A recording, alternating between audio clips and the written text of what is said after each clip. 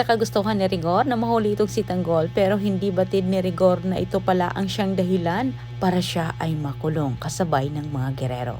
Samantala, dahil kinagat nga ni Tanggol ang paing ni Santino at hindi kaagad tinuluyan ni Rigor itong si Tanggol kahit may pagkakataon pa siya dahil binigyan niya ng pagkakataon itong si Santino para mailabas ang galit nito kay Tanggol.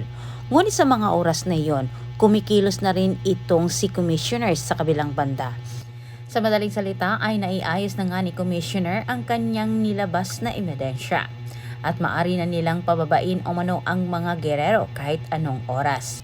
At halos gumuho naman ang mundo ng mga gerero sa naglabasan na balita. Walang balak silang bumaba at ayaw din nilang humarap sa mga tao, pero ipinag-uutos na sa katastaasan na kailangan nilang bumaba. At kahit mapalaban naman itong si Tanggol ay diniklara na siya na isang mayor. Nakarating din kay Commissioner na may misyon itong si Rigor na hulihin itong si Tanggol kahit agad nila itong pinatigil.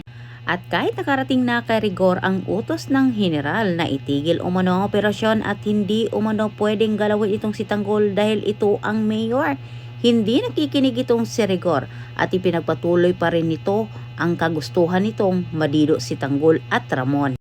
At dahil hindi naman matanggap ni Rigor at natatakot din siya sa mangyayari sa kanya kapag maupo naman itong si Tanggol. Kaya't ipinagpatuloy pa rin ni Rigor na makipagbakbakan sa grupo ni Tanggol kahit nagsigatrasan na ang kanyang mga kasamahan.